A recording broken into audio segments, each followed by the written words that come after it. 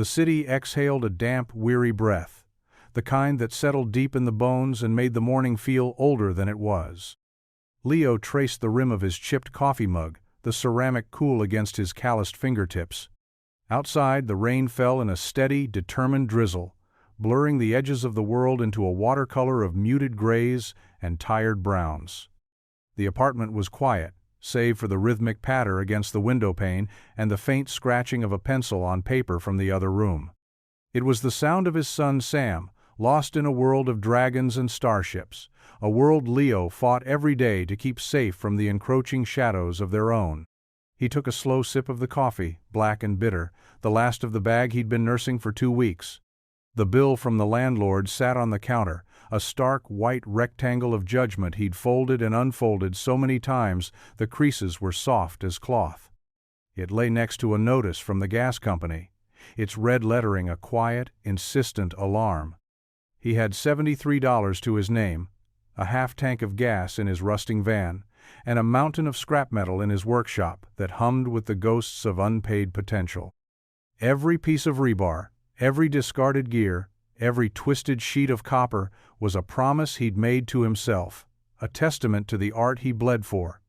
But promises didn't pay the rent. He ran a hand through his hair, the gesture tired and automatic.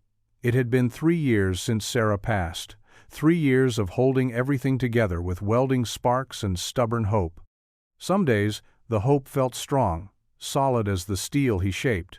Other days, like today, it felt like a flickering flame, one gust of wind away from being extinguished completely. A voice, bright and untroubled, cut through the quiet. "Dad, is the metal man sad today?" Sam stood in the doorway, his small frame dwarfed by the oversized hoodie he wore. In his hand, he held a drawing of a towering figure made of nuts and bolts, its head tilted in a way that was uncannily similar to the sculpture currently gathering dust in Leo's studio. Leo forced a smile, the muscles in his face protesting the effort. "No, buddy, the metal man's just thinking." Sam patted over, his socks whispering against the worn linoleum, and held up the drawing. "He needs a heart. All the best ones have a heart." He'd drawn a small, glowing red circle in the center of the figure's chest. Leo's own chest tightened. He knelt, pulling his son into a hug, the scent of pencil shavings and childhood innocence, a sudden, sharp anchor in the swirling chaos of his thoughts. "You're right, kiddo." "He does." As they walked to the van an hour later, the rain had eased, but the air remained thick and heavy. Leo zipped Sam's jacket up to his chin, his fingers fumbling with the stubborn plastic.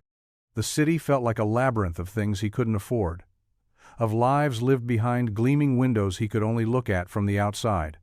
He was heading to a scrapyard on the other side of town, a long shot, a hope that the owner might have a piece of cobalt-infused steel he'd been dreaming of, a piece he had no real way to pay for.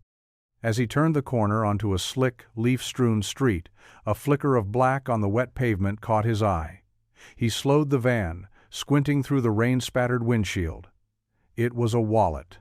He pulled over, the van's engine rumbling a protest, and stepped out into the damp chill. The wallet was heavy, made of fine, unmarked leather that felt impossibly smooth in his rough hands. It was the kind of object that didn't belong on a forgotten side street, soaked in rainwater. He opened it, his heart giving a low, nervous thud. Inside, there was no driver's license, no photos, no personal effects, just a stack of crisp, new $100 bills, more money than he'd seen in one place in his entire life, and 3 sleek, black credit cards with no name, only a single stylized silver V embossed in the corner. His breath caught. There was an address, not on a license, but on a thick, cardstock business card tucked into a side pocket. It wasn't a home address. It was the address of the Vance Tower, a monolithic skyscraper of black glass and steel that pierced the city skyline like a shard of obsidian, a place as foreign and unreachable to him as the moon. He stood there in the rain, the weight of the wallet in his hand, feeling less like a discovery and more like a test. The drive to the scrapyard was a blur of unfocused thought, the wallet sitting on the passenger seat like a silent accusation. Leo's mind raced, a frantic slideshow of overdue bills, Sam's worn-out sneakers, the empty space in the refrigerator. The cash inside that leather rectangle could solve everything, at least for a month. It could be a breath of air when he was drowning, a pause button on the relentless forward march of debt. It would be so easy. No name, no face, just an anonymous tower of glass, and a person so wealthy they probably hadn't even noticed it was gone. He could just take it. Who would ever know? He glanced in the rearview mirror at Sam, who was humming softly in the back, tracing patterns on the foggy window with his fingertip. The innocence in that small, focused gesture was a punch to the gut. What kind of man would he be if he taught his son that the answer to their problems was to take something that wasn't theirs? The very thought soured in his mouth, leaving a taste more bitter than his morning coffee. The scrapyard was a bust. The owner, a grizzled man named Sal who smelled of rust and cheap cigars, just shook his head. Cobalt steel? In this economy? You're dreaming, Leo. He walked away, leaving Leo standing among mountains of decaying metal, the rain starting to fall again, colder this time. The weight of his failure pressed down, heavy and familiar. The wallet felt heavier now, its potential a mocking whisper. He got back in the van, the smell of damp metal clinging to his clothes, and drove not home, but downtown. The Vance Tower loomed larger as he approached, a monument to a world he didn't understand. It was sleek, impersonal, and radiated a kind of quiet power that made the street-level mortals scurry past without looking up. He parked the van 2 blocks away, its rusted side panels looking like a wound against the backdrop of polished sedans and black town cars. "We're just dropping something off, buddy," he said to Sam, his voice strained. He took his son's hand, the small fingers wrapping around his with absolute trust. The lobby was a cathedral of silence and marble. The air was cool and smelled of nothing, a sterile, manufactured emptiness. A woman with a severe haircut and a headset sat behind a desk that looked like a giant, polished slab of ice. Her eyes flickered over Leo's worn work boots and faded jacket, her expression a perfect mask of polite dismissal. "Can I help you?" Her voice was as sterile as the air. Leo held up the wallet. "I found this." The address on the card inside was for this building. The woman's composure cracked for a fraction of a second. She reached for the wallet, but Leo held it back. "I'd like to return it to the owner. In person." Her eyebrows rose, a silent question about his audacity. "I'm sorry, sir, that's not possible. If you leave it with me, I'll see that it gets to the proper channels." "I'm sure you will," Leo said, his grip tightening on the smooth leather. "But I'd still like to return it myself." He didn't know why he was pushing. Maybe it was pride. Maybe it was the need to prove to himself, more than anyone, that he was the kind of man who did the right thing, all the way through. The woman's lips thinned. "Who, may I ask, is the wallet for?" Leo paused. There was no name. He pulled out the business card with the silver V. "I'm not sure." This was the only identification. The woman's eyes widened almost imperceptibly as she saw the card. Her posture shifted. "One moment." She spoke softly into her headset, her gaze never leaving Leo. The silence stretched, amplified by the cavernous space. Sam fidgeted, his small hand still in Leo's. Finally, the woman looked up, her expression a mixture of disbelief and grudging respect. "Miss Vance will see you, 40th floor." The elevator ascended with a silent, stomach-lurching speed. Sam pressed his face against the glass, watching the city shrink below, his breath fogging a small circle on the surface. "Are we going to space?" he whispered, his voice filled with awe. Leo managed a weak smile, his own stomach a knot of apprehension.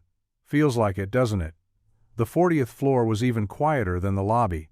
The air here was the same cool, scentless, still, but the silence felt different. It was the silence of absolute control. The walls were a pale, seamless gray, the floor, a polished concrete that reflected the muted light from floor-to-ceiling windows. There was no art, no plants, no clutter. It was less an office and more a minimalist fortress, A man in a suit so sharp it looked like it could cut glass met them at the elevator. His smile was thin and practiced. "Mr. Morgan? This way."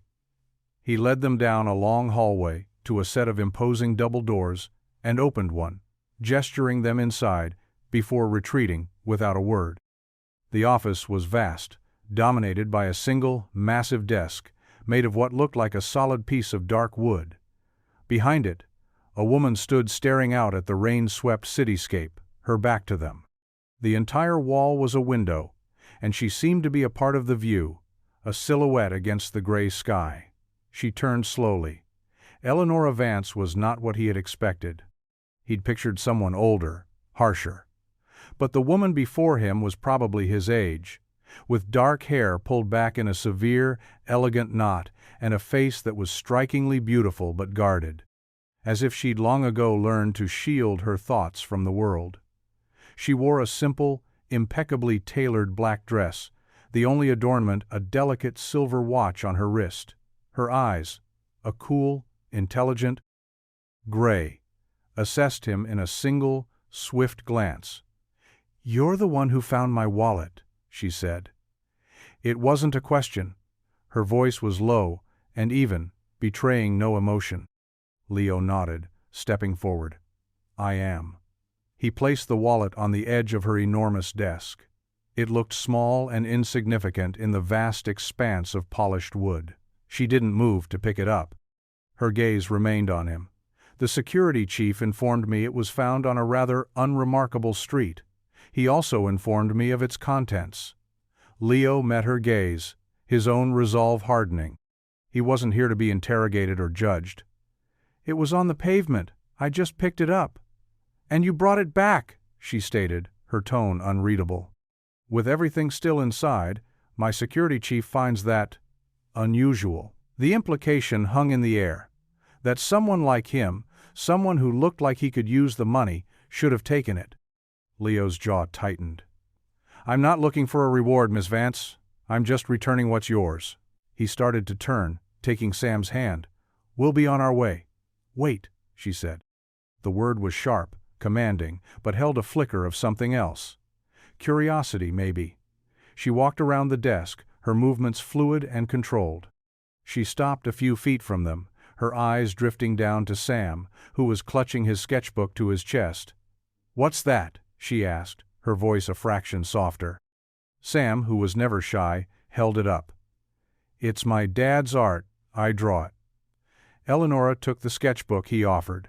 She flipped through the pages slowly. The drawings were childish, of course, but they captured the raw power of Leo's sculptures, the twisted metal, the fierce, beautiful agony in their forms. She paused on the drawing of the metal man with the glowing red heart. Her carefully constructed composure seemed to waver for a beat.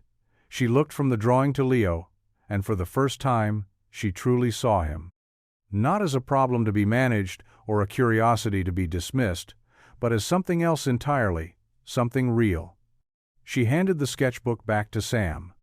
"Your father is very talented." She then looked directly at Leo, her gray eyes searching his. "Thank you for returning my property, Mr. Morgan. You're an honest man. That's a rarer commodity than you might think." The elevator ride down felt even longer than the ride up. Leo's hand was steady on Sam's shoulder, but inside, his adrenaline was a frantic hum.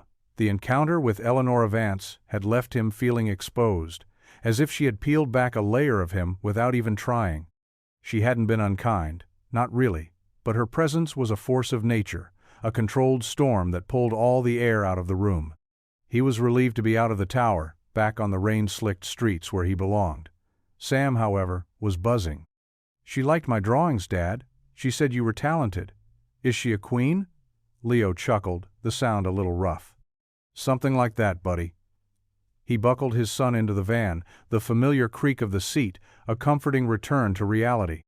He didn't want to think about Eleanor Vance, or her sterile, silent world, ever again.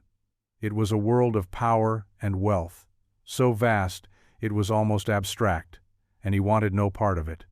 He was a man who built things with his hands, who found beauty in rust and decay. He and a woman who lived in a glass tower had nothing in common. Yet, As he drove away, the image of her cool gray eyes lingered. There had been a flicker of something behind the mask, a loneliness that felt strangely familiar. Back in her office, Eleanor stood at the window, the wallet now resting on her desk. She hadn't opened it. She didn't need to. She knew exactly what was inside, not just the cash and cards, but the unspoken message Leo Morgan had delivered. He had walked into the heart of her empire, looked her in the eye, and refused to be intimidated or bought. He had returned a small fortune without asking for a thing, his quiet dignity a stark contrast to the grasping, transactional nature of her entire world. Most people who entered this office wanted something from her money, her influence, her time. They came with agendas and carefully prepared speeches. Leo Morgan had come with only his integrity and his son. She picked up the phone on her desk. "Marcus," she said, when her COO answered. "Find everything you can on a man named Leo Morgan. He's an artist, a sculptor. I want to know where he works, what he's sold, who he owes. Everything." There was a pause on the other end. "Is this a security concern, Eleanor?" "No," she said, her gaze drifting to the city below, where a beat-up van was likely disappearing into traffic. "It's a curiosity." She hung up and opened her laptop, the glow illuminating her face in the dimming afternoon light. A quick search brought up a simple, outdated website. Leo Morgan. Sculptures in steel. The gallery was sparse, the photos low quality, but the art itself was breathtaking. It was raw, emotional, full of a fierce, beautiful pain. One piece in particular held her attention. A towering figure made of gears and rebar, its head bowed, a hollow space carved out of its chest. The title was The Metal Man. It was the same one from her son's drawing. She stared at the image for a long time, the silence of her office pressing in.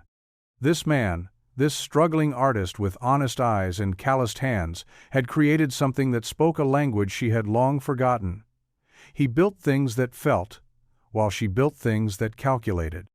And in that moment, a decision began to form, a quiet, reckless idea that had nothing to do with business and everything to do with the hollow space in her own chest. 2 days later, a sleek black town car, the kind that was so clean it seemed to repel the city's grime, pulled up in front of Leo's studio. The building was an old converted warehouse in a forgotten industrial district, its brick facade streaked with grime and its windows coated in a permanent layer of dust. It was the last place one would expect to see a vehicle of that caliber. Leo was inside, a welding mask shielding his face, sparks flying as he worked on a new piece. The air smelled of hot metal and ozone. He didn't hear the car, but he heard the knock on the massive sliding door, a polite, hesitant sound that was utterly out of place. He shut off the torch, lifted the mask, and slid the heavy door open, wiping sweat from his brow with the back of a greasy glove. Eleanor Vance stood on his doorstep. She was dressed differently today, in dark jeans, a simple gray cashmere sweater, and flat leather boots. Her hair was pulled back in a loose ponytail, and she wore no makeup. Without the armor of her office and her power suit, she looked younger, more approachable, and yet her presence was just as potent. Leo stared, momentarily speechless. "Ms. Vance." She offered a small, tentative smile. "I was hoping you weren't busy." "I'm always busy," he said, his tone more defensive than he intended. He gestured to the chaotic interior of his studio. "As you can see." "I can," she said, her eyes sweeping over the space not with judgment but with an unnerving, focused curiosity. She took in the scattered tools, the piles of scrap metal, the half-finished sculptures that stood like metallic ghosts in the dusty shafts of light. "My company is looking to commission a piece for the new atrium in our research and development campus. Something significant. Your work came highly recommended." Leo crossed his arms, his posture a fortress of skepticism. "Your company. Right, and they sent you, the CEO, to a scrapyard artist in the worst part of town?" Her smile didn't falter. "I'm very hands-on with projects I care about." He didn't believe her, not for a second. This felt like something else, a debt she felt she needed to repay for the wallet, a form of charity dressed up in a corporate suit, and he wanted no part of it. "I'm not for sale, Ms. Vance. And my art isn't a decorative accessory for your corporate lobby." "I'm not looking for a decoration," she said, her voice steady. She stepped inside, her boots making soft sounds on the concrete floor. She walked toward the metal man, the sculpture that had captivated her on his website. She circled it slowly, her fingers tracing the air just inches from its rusted surface. "I'm looking for something that feels real, something that has a heart." The echo of his own son's words from her lips sent a jolt through him. He watched her, his defenses starting to feel thin and brittle. She wasn't looking at the piece as an investment or a status symbol. She was looking at it with a kind of quiet reverence, a deep, personal recognition that he hadn't seen in a client in years. Sam chose that moment to emerge from the small, partitioned-off area that served as his play space, a half-eaten apple in his hand. His eyes lit up when he saw Eleanor. "The Queen!" he exclaimed, running over to her without hesitation. Eleanor knelt, her expression softening completely as she looked at him. "Hello, Sam. I was hoping I'd see you." Sam pointed to the sculpture. "That's the sad man. Dad's gonna give him a heart soon." Leo watched them, a silent observer in his own life. The intimidating CEO was gone. In her place was a woman kneeling on a dirty floor, talking to a little boy about a sculpture's soul. And Leo, despite every instinct telling him to keep his guard up, felt it begin to crumble. Eleanor began visiting the studio regularly after that. She never called ahead. She would simply appear, always in the same understated, casual attire, often with 2 cups of coffee in her hands, one for him, one for her. At first, their conversations were stilted, focused entirely on the commission. She'd ask about his process, the materials he used, his inspiration. He'd answer in short, clipped sentences, his hands never stopping their work, as if staying in motion could keep him safe from whatever this was. He was still wary, still convinced this was an elaborate act of charity he was too proud to accept and too broke to refuse. But Eleanor was patient. She never pushed. She would sit for hours on an overturned crate, watching him work. The silence between them punctuated by the hiss of the welding torch and the clang of metal on metal. She seemed to find a strange peace in the chaos of his studio, a stark contrast to the sterile order of her own life. Slowly, almost imperceptibly, the walls between them began to thin. One afternoon she found him staring at a photograph tacked to the wall, a smiling woman with bright, laughing eyes, her arms slung around a younger, less weathered version of Leo. "Your wife?"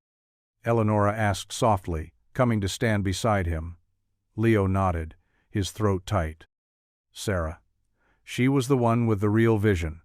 She saw the art in all this junk before I did." Eleanor didn't offer empty platitudes or condolences. She just stood there, sharing the silence with him, her presence a quiet acknowledgement of his loss. Another day, he found her sketching in a small notebook, her brow furrowed in concentration. When she noticed him watching, a faint blush rose on her cheeks. "Just ideas," she said, quickly closing the book. It was the first time he'd seen her look anything less than perfectly composed. Their conversations started to drift away from art. He found himself telling her about Sam's first day of school, about the time the van broke down in the middle of a rainstorm, about the small, everyday struggles and triumphs that made up his life. In return, she spoke of her own world, not in terms of stock prices or corporate takeovers, but in veiled allusions to its crushing pressure. "Sometimes the silence is the loudest thing in the room," she said once, staring into the middle distance. He knew exactly what she meant. Sam became the bridge between their two cautious worlds. He adored Eleanor, whom he still called the Queen. He would show her his latest drawings, tell her rambling stories about his day, and pull her into his imaginative games without a shred of self-consciousness. Eleanor, in turn, treated him not as a child to be placated, but as a person to be heard. She listened with genuine interest, her gray eyes full of a warmth Leo was beginning to realize wasn't an act. One rainy Tuesday, she arrived with a large, flat box. "For Sam," she said. It was a professional-grade art, set charcoals, pastels, fine-tipped pens, thick, creamy paper. It was an extravagant gift, the kind Leo could never afford. He started to protest, the word charity on the tip of his tongue, but Eleanor cut him off. "It's not a gift, Leo. It's an investment in a future artist." She looked at him, her gaze direct and unflinching. "Let someone do something kind for you. It doesn't make you weak." Her words disarmed him. He watched as Sam's eyes went wide with wonder, his small hands tracing the smooth, new materials with reverence. In that moment, Leo felt a profound shift. The fortress he had built around his heart, stone by painful stone, was beginning to feel less like a defense and more like a prison. And Eleanor Vance, the woman from the glass tower, was quietly, patiently, showing him where to find the key. The sculpture for the Vance Tower atrium began to take shape. It was a massive, abstract piece, a swirling spiral of polished steel and rusted iron that seemed to reach for the sky, a fusion of their two worlds. Leo poured himself into it, the work a conduit for the complex, unnamed feelings that were growing between him and Eleanor. She was there most days, a quiet fixture in the corner of his studio, her presence a steady hum beneath the noise of his work. The commission was a lie. They both knew it now, though neither of them had said it aloud. It was an excuse, a fragile bridge they had built to span the chasm between their lives. One late afternoon, as the sun slanted through the dusty windows, casting long, golden shadows across the floor, Leo finally put down his tools. He was tired, his muscles aching, but it was a good kind of tired, the kind that came from creation, not just survival. Eleanor sat on her usual crate, a book open in her lap, though she hadn't turned a page in over an hour. "It's almost done," he said, his voice rough.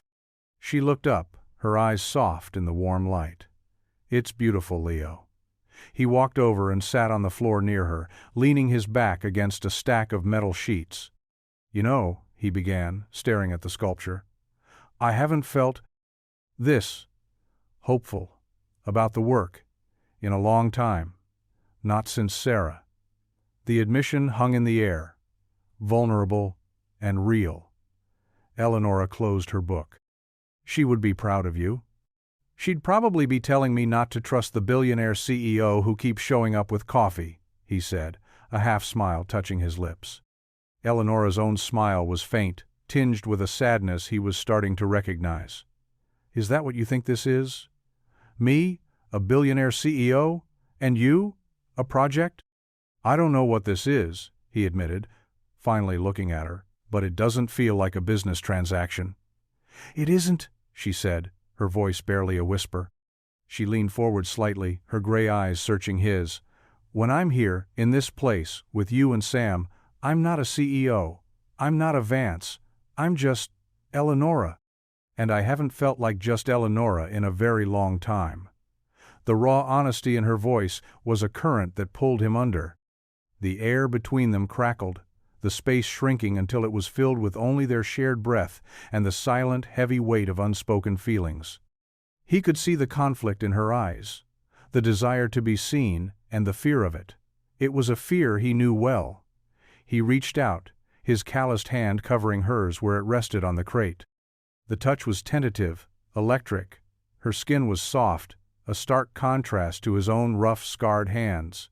She didn't pull away. Instead, her fingers curled slightly, a silent response. They sat like that for a long moment, the world outside fading away, leaving only the two of them in the dusty, golden light of the studio, on the precipice of something terrifying and beautiful.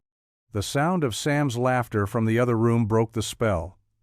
Leo pulled his hand back, the loss of contact, a sudden, sharp ache. But when he met Eleanor's eyes again, the wall was gone.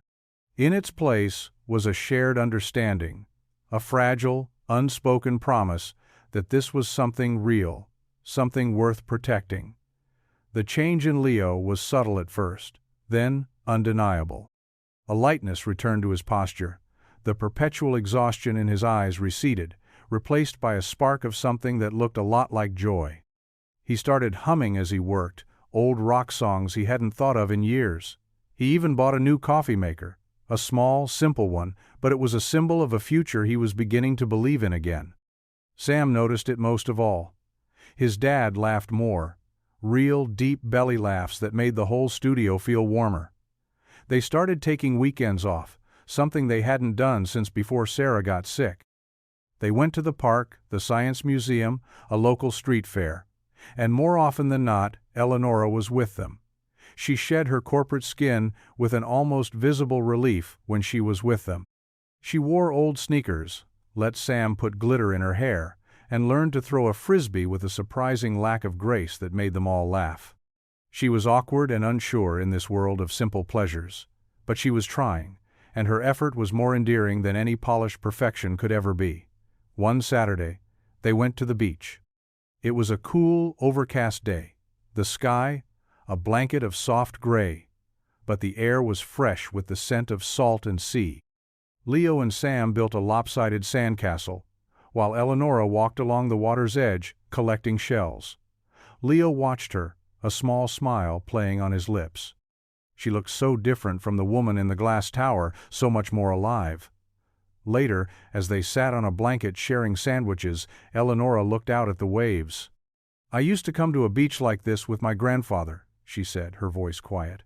"He was the one who started the company. He built it from nothing, in a garage, not much bigger than your studio. He loved the smell of the ocean. He said it was the only thing big enough to make his problems feel small." Leo listened, sensing this was a rare glimpse into the fortress of her past. "What happened?" he asked gently. "He got successful," she said, a bitter edge to her tone.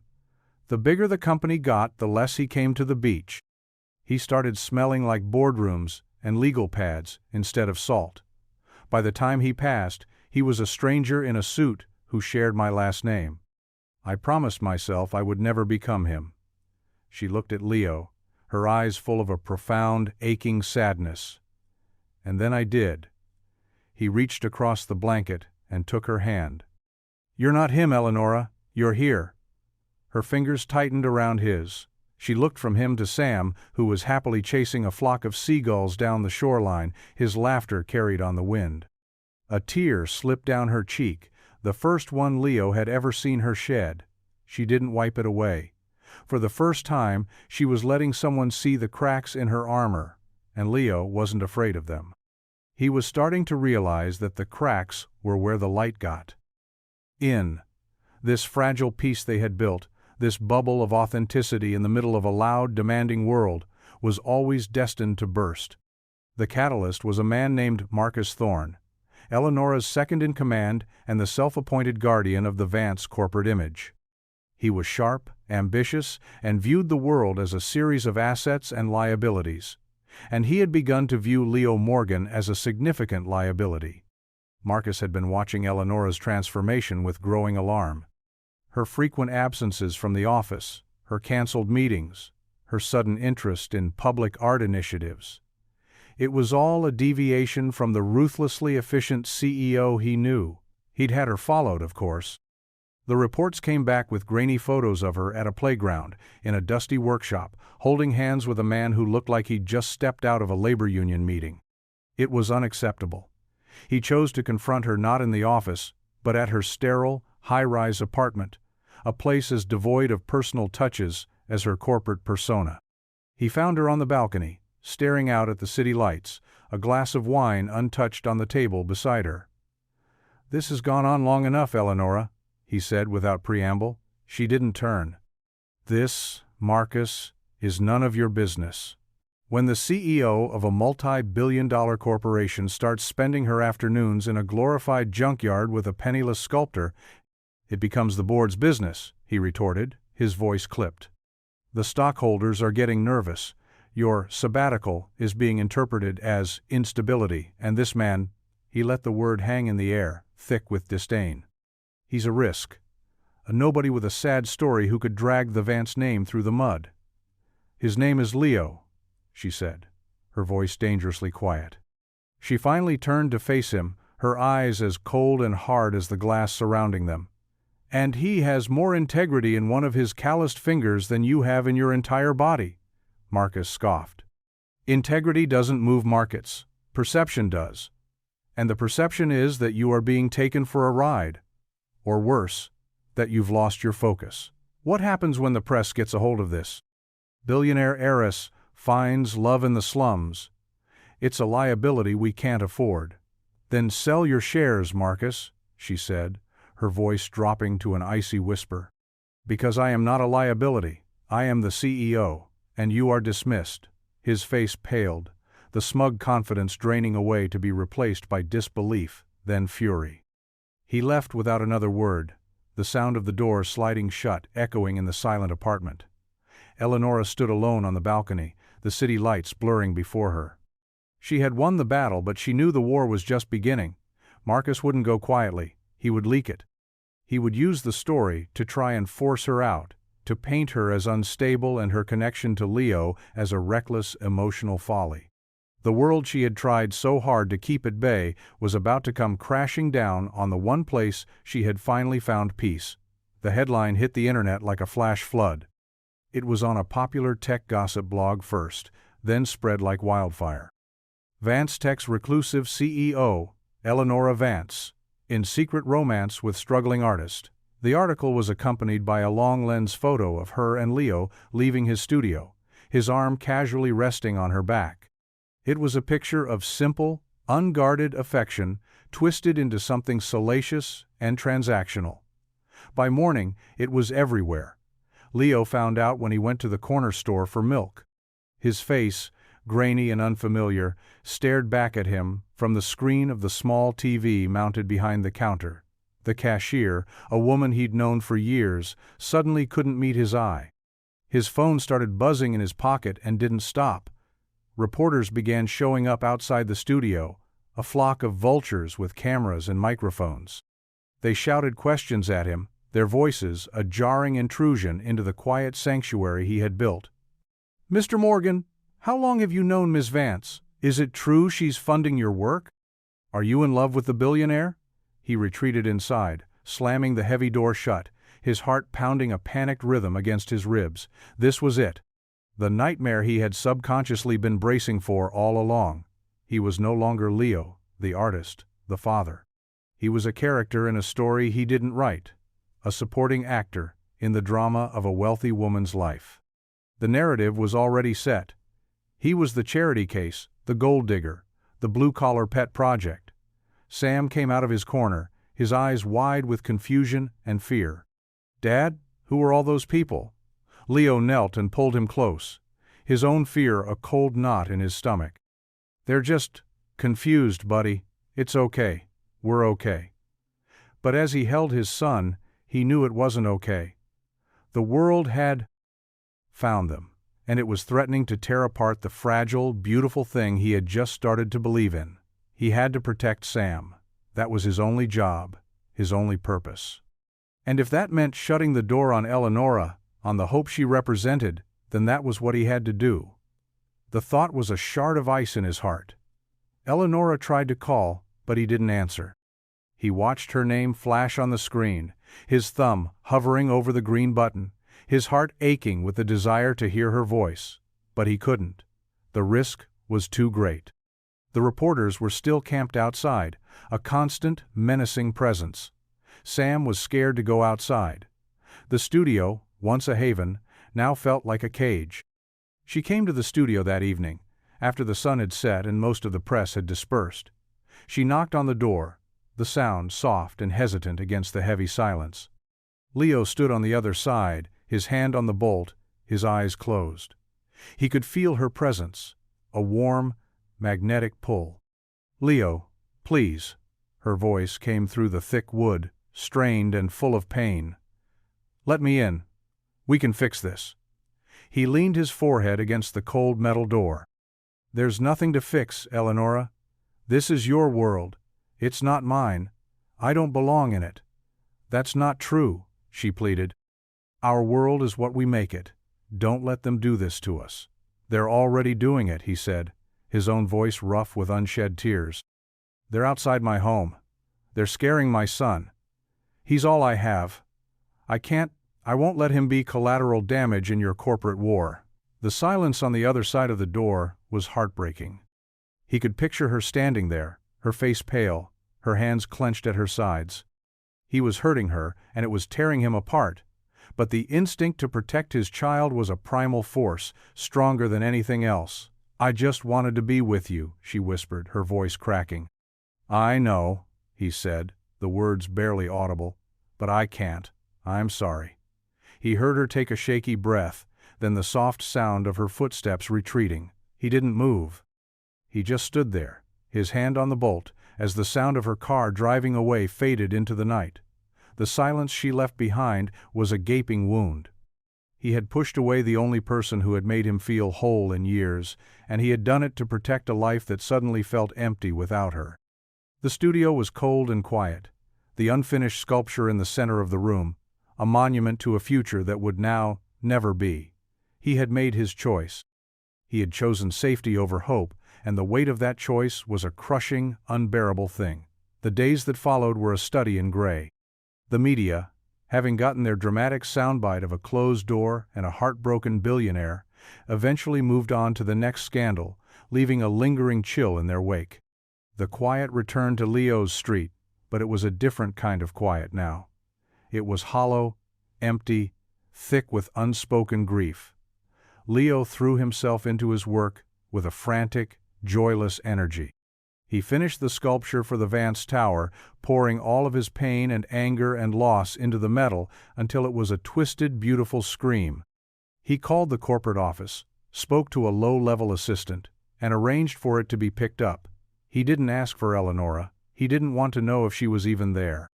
He just wanted it gone, a final, clean break. He tried to be the same father to Sam, but the laughter didn't come as easily. The light in his eyes had dimmed. Sam felt the shift. He stopped asking about the Queen. He stopped leaving his drawings on the workbench for her to find. The vibrant color of their small world had faded to monochrome. One afternoon, Sam sat beside him on the studio floor, quietly watching him weld. "Dad," he said, his voice small, "do you miss her?" Leo's hands stilled.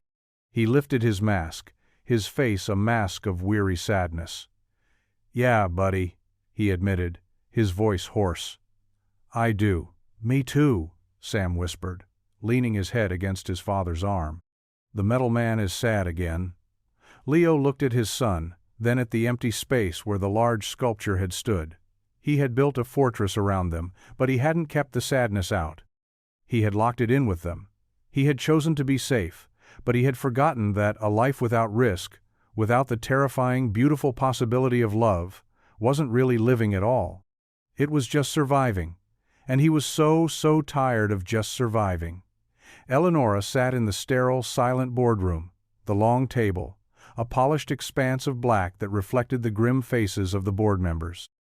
At the head of the table, Marcus Thorne, who had been reinstated by a nervous board, presided with a smug, reptilian calm. They were here to discuss damage control, to strategize a path forward that would reassure the market and erase the stain of her emotional indiscretion. "We've prepared a statement for you, Eleanor," Marcus said, sliding a folder across the table. "It outlines a renewed focus on our Q4 projections and regretfully announces the end of your association with Mr. Morgan. It paints him as a brief, unfortunate lapse in judgment. It's clean. It will work." Eleanor looked at the folder, but didn't touch it. She thought of Leo, of his quiet strength, of the way he looked at his son, of the raw, honest beauty he created from discarded things. A lapse in judgment? He was the best judgment she had ever had. She looked around the table at the men in their identical dark suits, their faces impassive, their eyes calculating. They didn't see people, they saw profit margins. They didn't see art, they saw assets. They were the ghosts her grandfather had warned her about, the men who had traded their souls for stock options. In that moment, something inside her solidified. The fear, the doubt, the years of trying to live up to a name that felt more like a cage, it all fell away. She knew what she had to do.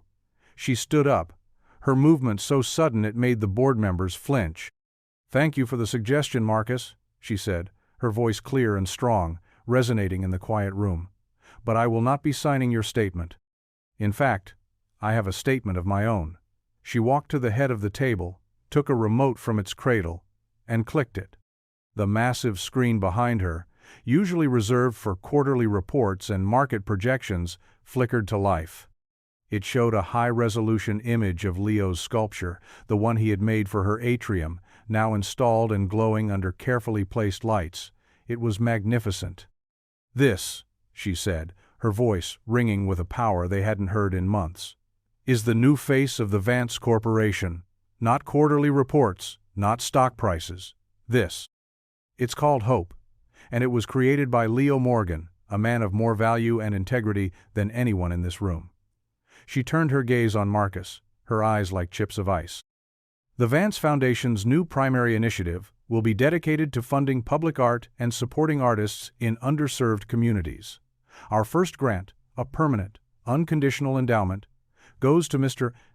Morgan's workshop, ensuring he can create without fear of financial ruin for the rest of his life. This is not charity. It is an investment in the things that truly matter: beauty, integrity, and heart." She paused, letting the weight of her words settle. "And one more thing. I am not stepping down. I am taking over. This is my company, my legacy. And from this day forward, we will be a company that builds things that feel, not just things that function. If any of you have a problem with that, the door is right there." She didn't wait for a response. She turned and walked out of the boardroom, leaving a stunned, silent group of men in her wake. She had finally stopped running from her name and started defining it. And as she stepped into the elevator, she pulled out her phone and sent a single text to a number she had memorized. "Turn on the news. And please, don't shut the door." Leo was cleaning his workshop, a joyless, methodical task, when his phone buzzed with her text. His heart hammered against his ribs. He hesitated for a long moment, then walked over to the small, dusty television in the corner and turned it on. The business channel was in the middle of a breaking news report. The headline scrolled across the bottom of the screen. "Eleanor Vance announces radical new direction for Vance Corp. Shocks Board." He saw her, standing at a podium, her face composed, but her eyes blazing with a fire he had never seen before. He listened, his breath catching in his throat, as she spoke about art, about integrity, about him. She didn't mention their relationship, didn't try to explain or defend it. She simply stated his worth, his value, as an undeniable fact. She held up his art as a symbol of everything her company should aspire to be. He sank onto a nearby stool, the rag falling from his hand. The weight that had been crushing him for days, for years, began to lift. She wasn't ashamed of him. She wasn't hiding him. She was celebrating him, on the world's biggest stage, risking everything to do it. She hadn't just opened a door, she had kicked it off its hinges. Sam came over and stood beside him, watching the TV. "Is that the Queen?" he asked. Leo couldn't speak. He just nodded, pulling his son into a fierce hug. Tears streamed down his face, hot and cleansing. They weren't tears of sadness or loss. They were tears of profound, overwhelming gratitude. He had fallen in love with a woman he thought lived in a different universe, and she had just rearranged the stars to be closer to him. He didn't wait. He grabbed his keys, took Sam by the hand, and ran to the van. He drove downtown, his heart a frantic, hopeful drumbeat. He parked in front of the Vance Tower, the place that had once seemed so intimidating, and walked into the marble lobby, not with apprehension, but with purpose. He didn't have to say a word. The security guard just smiled and buzzed him up. The elevator ascended, and this time it felt like a journey home. He found her standing in her office, by the great glass wall, looking out at the city. She turned as he entered, her face pale, her eyes searching his, full of a million questions. He crossed the room in 3 long strides. He didn't say thank you, he didn't say he was sorry. He just cupped her face in his hands, his rough, calloused thumbs brushing away the tears on her cheeks, and kissed her. It was a kiss full of all the words they hadn't said, a kiss that tasted of rain and rust and redemption. It was the closing of one story and the beginning of another. When they finally broke apart, they were both breathless. "I was so scared you wouldn't come," she whispered. Leo smiled, a real, wide, brilliant smile that reached his eyes and transformed his face. "You told me not to shut the door." He took her hand, lacing his fingers through hers. Behind them, Sam stood in the doorway, a wide grin on his face.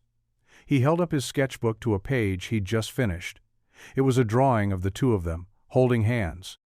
And above their heads he had drawn a giant, glowing red heart. The metal man wasn't sad anymore. The unveiling was on a bright, crisp autumn day. The sculpture, Hope, stood in the center of a newly created public park, a green oasis carved out of the concrete heart of the city, funded entirely by the new Vance Foundation. The sun glinted off its polished steel surfaces, making it seem alive, breathing. A crowd had gathered: city officials, art critics, families with children, and the quiet, steady presence of Leo's friends from the old neighborhood. Eleanor stood beside him, not as a CEO, but as his partner, her hand resting comfortably in his. She wore a simple dress the color of the autumn leaves, and her face was relaxed and open, full of a light that had nothing to do with camera flashes. The media was there, of course, but their tone had changed. The narrative was no longer one of scandal, but one of inspiration. They spoke of Eleanor's bold vision, of Leo's powerful, transformative art, of a partnership that was redefining the relationship between commerce and creativity.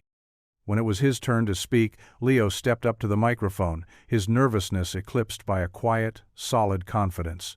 He didn't talk about the metal or his technique. He talked about what the sculpture meant.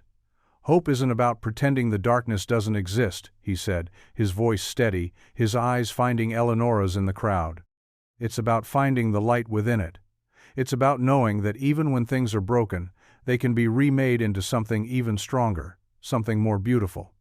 He looked over at Sam, who was sitting on Eleanor's shoulders, his small hands tangled in her hair, a proud grin on his face.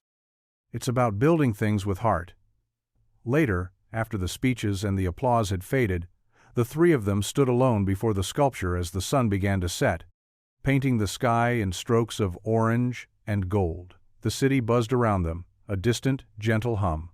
"So," Eleanor said, leaning her head on his shoulder, "what's next, Mr. Morgan?"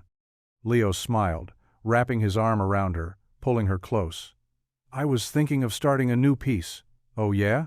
she said, her eyes twinkling. "What's it called?" He looked down at her, then at their son, his heart full to bursting. "It's called Family." The sculpture was a silent testament behind them, a promise forged in fire and steel, a symbol of two disparate worlds melted down and reshaped into a single, unbreakable whole. The light was fading, but they were no longer afraid of the dark. They had each other. They had found their way home. The years that followed were not a fairy tale. They were something better. They were real. They were messy and complicated and beautiful. They were arguments over what to have for dinner and negotiations over Sam's bedtime. They were the quiet comfort of waking up next to the same person every morning, and the loud, chaotic joy of school projects spread across the expensive minimalist furniture in Eleanor's apartment, which slowly, piece by piece, started to look more like a home. It filled with Leo's smaller sculptures, with Sam's framed drawings, with muddy boots left by the door, and the lingering scent of coffee and turpentine. Leo's studio thrived. The Vance Foundation endowment gave him the freedom to create without the constant, gnawing pressure of survival. He built sculptures that were bold and challenging, pieces that spoke of struggle and resilience and the quiet, fierce beauty of the human spirit. He never became a part of Eleanor's corporate world, and he never wanted to. But he became her anchor, the one she came home to when the weight of that world became too much. He was the one who listened, who held her hand, who reminded her of the woman she was on the beach, the one who smelled of salt and not boardrooms. Eleanor, in turn, transformed the Vance Corporation. It became a leader not just in technology, but in corporate responsibility. The Vance Foundation for the Arts became a global force, funding public installations, providing grants for struggling artists, and building community art centers in forgotten neighborhoods. She was still a brilliant, ruthless businesswoman, but her ruthlessness was now aimed at injustice, not just at market competitors. She learned to delegate, to trust, to leave the office at 5 o'clock. She learned that success wasn't measured by stock prices, but by the number of lives she could touch, the amount of beauty she could help bring into the world. They married on a quiet Tuesday afternoon at the courthouse, with Sam as their only witness and best man. There were no cameras, no press releases. It was a simple, profound promise between two people who had found each other in the wreckage and built something extraordinary. Their life was a constant, beautiful juxtaposition. They attended glamorous charity galas, where Eleanor commanded the room in a designer gown, with Leo beside her in a simple, well-tailored suit, his calloused hands a stark, proud contrast to the polished world around them. And the next morning, they'd be in his studio, covered in dust, arguing over the placement of a piece of scrap metal, with Sam directing them both like a tiny, tyrannical foreman. They were two different worlds, two different languages, but they had learned to be fluent in each other. They had found their equilibrium not by erasing their differences, but by celebrating them. Their love story wasn't about a poor man being rescued by a rich woman. It was about two lonely, guarded souls who rescued each other, who showed each other what it meant to have a heart, and who proved that the most valuable things in life are the ones that can never be bought or sold. One crisp evening, years later, a teenage Sam sat with his parents on the balcony of their home, overlooking the glittering expanse of the city. The air was cool, and the sky was a deep, velvet blue. Leo was sketching in a notebook, his brow furrowed in concentration, while Eleanor read a book, her head resting comfortably on his shoulder. Sam had been quiet for a while, just watching the city lights. "You know," he said finally, "I was looking at some of the old articles about you guys online today, for a history project." Leo and Eleanor exchanged a glance, a silent conversation passing between them. "Yeah?" Leo said, his pencil stilling. "They got it so wrong," Sam said, shaking his head. "They made it sound like you were this project. And you," he looked at his mother, "were some kind of runaway princess." Eleanor smiled, a soft, genuine smile that had long ago replaced her guarded corporate mask. "That's what the world saw, I suppose. It's the easiest story to tell." "But it wasn't the story," Sam insisted. "The real story. It started with a wallet, and a drawing of a sad metal man who needed a heart." He looked at his father. "You gave him one, Dad. Not just in the sculpture." Leo's throat grew thick. He reached out and ruffled his son's hair. Eleanor took his other hand, her fingers lacing through his. The three of them sat in a comfortable silence, the city lights twinkling below them like a field of fallen stars. Their story hadn't been easy or simple. It had been forged in the fire of public scrutiny, tested by doubt and fear, and built on a foundation of quiet, stubborn love. They were a testament to the fact that true wealth isn't about what you own, but what you refuse to sell. And the most powerful legacy isn't a name on a building, but a heart you help to heal. The wind picked up, cool and clean, carrying the distant sound of city life. Leo looked at his wife, at his son, at the life they had built together, a life of art and industry, of love and integrity. The journey had been long and fraught with peril, but here, in this moment, everything was exactly as it should be. The sad metal man was home.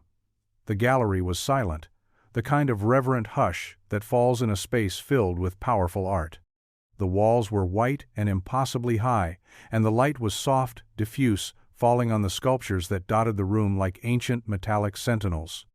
This was Leo's first major retrospective, a lifetime of work gathered in one place. Critics and collectors moved through the space in quiet awe, speaking in hushed tones. At the center of the main room, bathed in a single warm spotlight, stood the Metal Man. It was the same sculpture that had once gathered dust in his studio, but now it was complete. In the hollow cavity of its chest rested a heart, not made of glowing red paint as Sam had once drawn, but of a single, perfect piece of cobalt-infused steel, polished to a mirror shine, reflecting the faces of everyone who looked at it. Leo stood near the back of the room, uncomfortable in a suit, his hands tucked in his pockets to keep from fidgeting. He watched not the crowd, but his family. Eleanor was talking to a young, aspiring artist, her face animated and encouraging. She had long since passed the CEO title to a successor she'd mentored, choosing instead to run the Vance Foundation full-time. She was happier, lighter, more herself than he had ever seen her. Sam, now a young man with his father's eyes and his mother's quiet confidence, was a student at the country's most prestigious art school. He stood beside his girlfriend, explaining the nuances of his father's welding technique with a mixture of technical knowledge and fierce, filial pride. A reporter, a young woman with kind eyes, approached Leo. "Mr. Morgan," she said, "your story is incredible, a true rags to riches tale." Leo shook his head, a small, weary smile on his lips. "You've got it wrong. It was never about the riches." The reporter looked confused. Then what was it about? Leo's gaze drifted back to his wife and son, who were now walking toward him, their faces bright with love. He thought back to a rainy day, a lost wallet, and the terrifying, beautiful choice to do the right thing. He thought of a dusty studio, a shared cup of coffee, and the slow, patient crumbling of walls. He thought of a little boy's drawing and a love strong enough to rearrange the stars. "It was about value," Leo said, his voice quiet but sure as he took Eleanor's hand. "It was about learning the difference between the price of things and their worth." The reporter scribbled furiously in her notepad, but Leo knew she'd never truly understand. His story wasn't written in headlines. It was written in steel and rust, in courage and kindness, in the shared heart of the family that stood beside him, their reflections captured together in the center of his masterpiece. The workshop was quiet now, the tools hanging neatly on the walls, the floor swept clean. Leo didn't work here as much anymore. He had a larger, state-of-the-art studio downtown. But he kept this place, the old warehouse in the forgotten part of town. He kept it exactly as it was, a touchstone, a reminder of where it all began. He was teaching his grandson, a small, bright-eyed boy with a shock of dark hair, how to hold a wrench. The boy, whose name was Leo Jr., but whom everyone called Lucky, was diligently trying to tighten a bolt on a small metal bird his grandfather had welded for him. Eleanor sat on the familiar overturned crate, her hair now streaked with silver, a serene smile on her face as she watched them. She had a sketchbook in her lap, and she was drawing them, her lines now confident and full of love. The late afternoon sun slanted through the dusty windows, the same golden light that had filled the room all those years ago. It illuminated the dust motes dancing in the air, turning them into tiny, glittering stars. "Grandpa," Lucky said, his brow furrowed in concentration, "why do you like all this old, rusty stuff?" Leo smiled and knelt beside the boy, his hand covering his grandson's on the wrench. "Because, Lucky," he said, his voice soft, "this old, rusty stuff teaches you something important.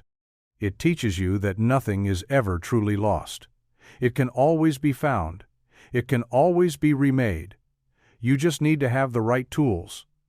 "Like this wrench?" the boy asked. "Like the wrench," Leo confirmed. "And a little bit of patience, and a whole lot of heart." He glanced up and met Eleanor's eyes across the room. She smiled, a silent message of love and shared history passing between them. They had built a legacy, not of money or power, but of something far more enduring. They had built a life out of second chances. The sun dipped lower, and the studio filled with the warm, golden glow of memory and promise. The work was done, the story told. All that was left was the quiet, beautiful, ever-present hum of love.